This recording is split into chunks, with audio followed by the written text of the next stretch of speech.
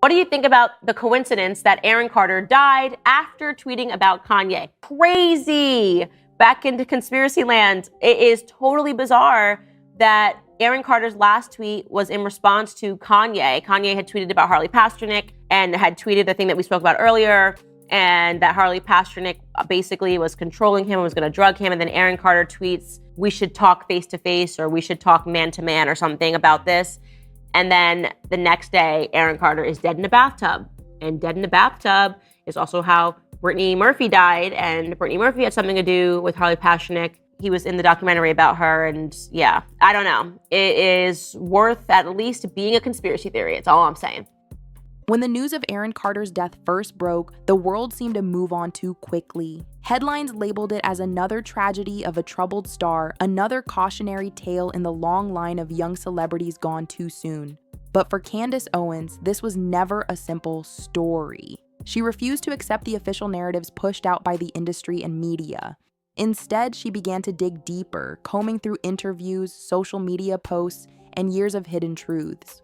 What she uncovered shocked even her. Because the story of Aaron Carter's death is not one of chance or bad luck, but of silence, cover-ups, and power protecting power. Do you regret ever getting involved in... I didn't have a choice. It got bad when I was about 15 years old, because when I did MTV Cribs, the day that I had to go show off that house, my mom and my dad told me, we're getting a divorce, but you still have to go do this. I had to go show off all the stuff, my whole life, that was going to be taken away from me. What are your thoughts on Aaron Carter's death? I think it is a terrible tragedy. Obviously, this is somebody that has been suffering tremendously in the public eye. I've always felt that something happened to Aaron Carter, that he obviously suffered some extreme trauma in his youth, and he's never really gotten over it. And it's very easy to suffer extreme traumas in Hollywood because it is really, in my opinion, a society of pedophiles and perverts. And I always wonder what happens to kids when they are implanted into Hollywood before they are developed mentally and spiritually. We don't know the details of what happened yet.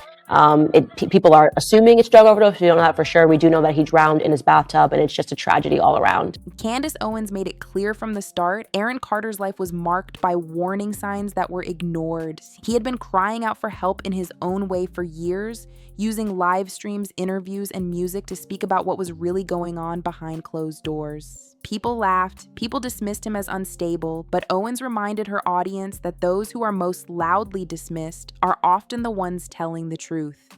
And Aaron's truth was more damning than anyone wanted to admit. She reminded her viewers of the timeline. Aaron Carter rose to fame as a child star, quickly becoming a household name with catchy pop songs and appearances alongside his brother, Nick Carter of the Backstreet Boys. The world saw him as a kid living the dream. But behind the scenes, that dream was crumbling. He was thrust into the spotlight at an age when he should have been protected, yet the industry treated him as a product.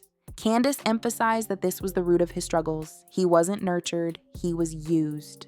In one of her most emotional moments, Owens replayed Aaron's final live streams. In them, he appeared frantic, desperate, and paranoid. Many dismissed these broadcasts as incoherent ramblings, but Candace urged her audience to listen carefully. He was telling us something, she said. He was pointing to forces that were bigger than himself. He wanted the world to know that he was not safe.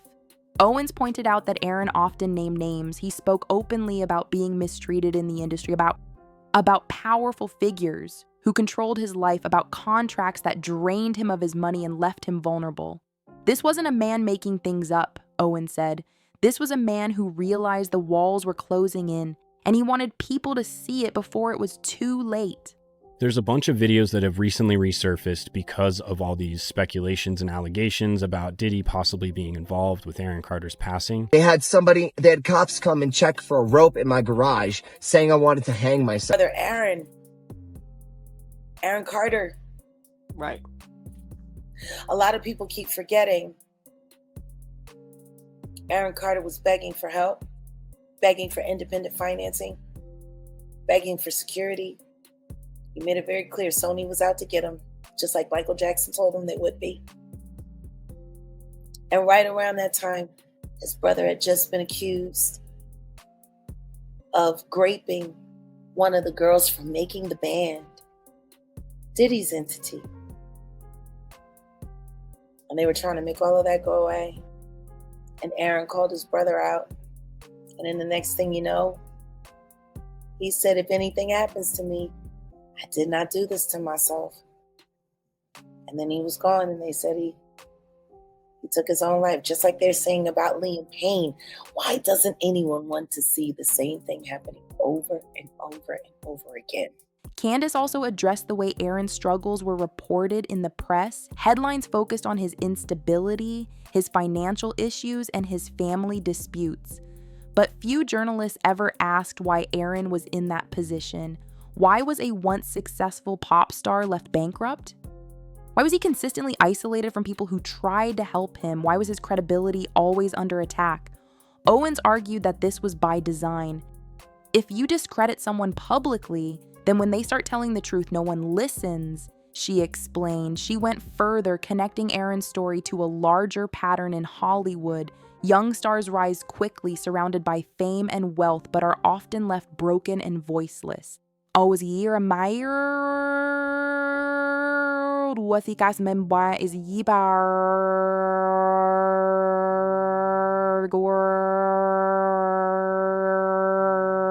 people are silenced, not by accident, but because their voices threaten to expose too much. Aaron Carter's story is not just about one man, Sabaski, she said, it's about an entire industry that chews people up and spits them out when they no longer serve a purpose. In one chilling moment, Candace replayed a clip of Aaron saying he feared for his life. His words were clear. He didn't trust the people around him, and he believed something terrible would happen. Owens paused the video and looked into the camera. How many times do we need to hear someone say this before we believe them? She asked. Her voice cracked slightly, but her message was steady.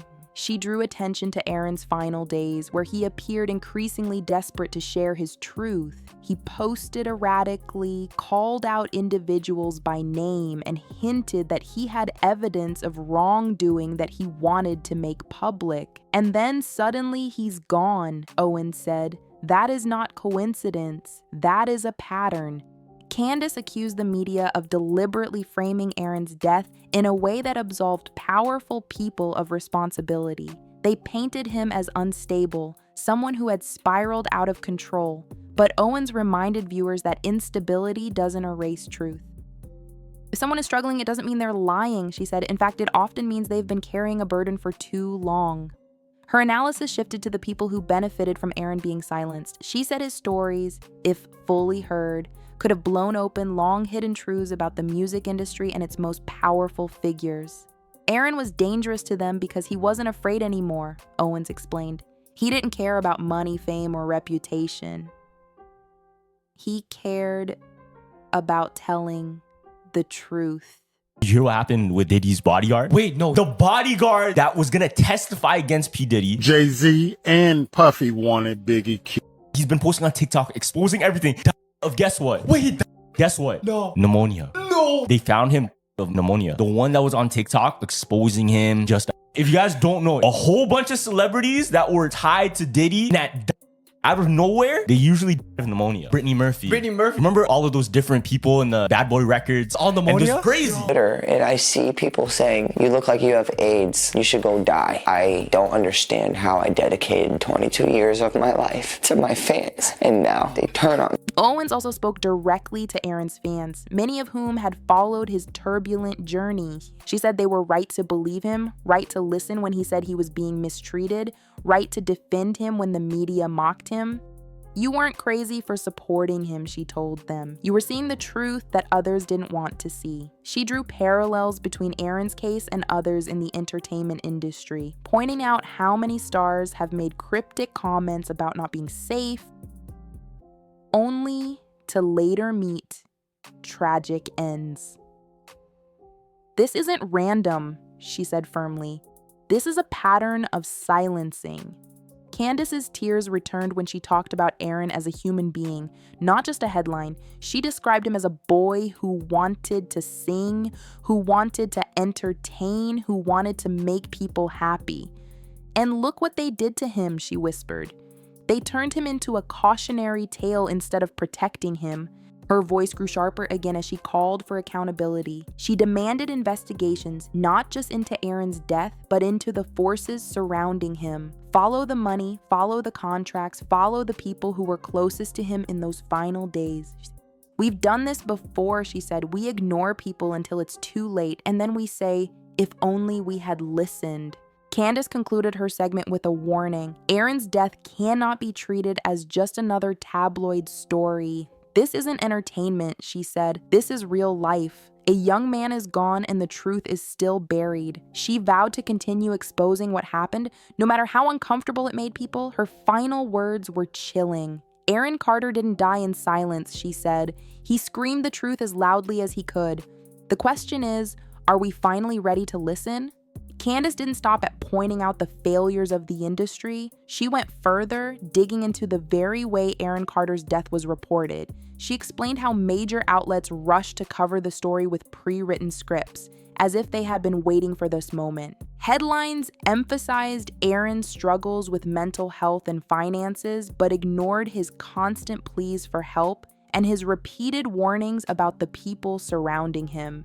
Candace called this not just lazy journalism, but deliberate misdirection.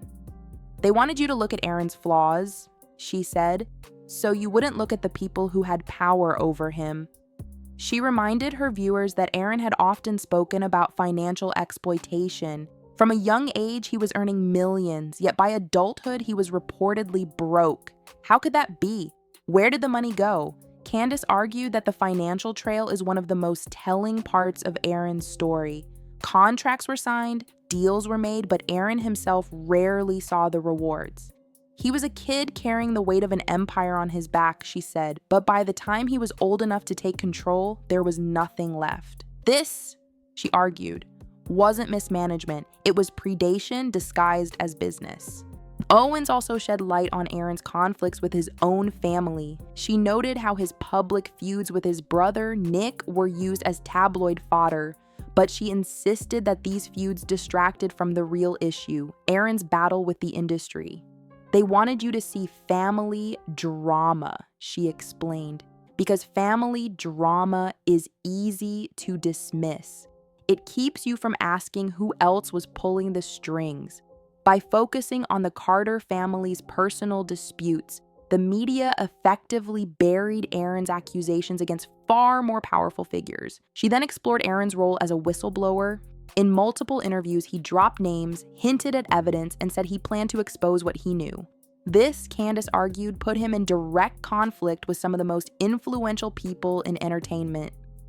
When Aaron Carter said he had receipts, he meant it, she declared. And receipts are the one thing the powerful fear most. His willingness to speak openly even when mocked made him a target. Candace took time to address the fans who had been following Aaron's journey closely. She acknowledged how many of them had tried to sound the alarm long before his death, sharing clips, transcribing his live streams, and demanding that someone listen. "You were right all along," she told them. Aaron wasn't crazy. He was cornered, and you saw it when no one else wanted to. Her acknowledgement of the fan base underscored her point. Truth often comes from those paying attention on the margins, not from the media elites.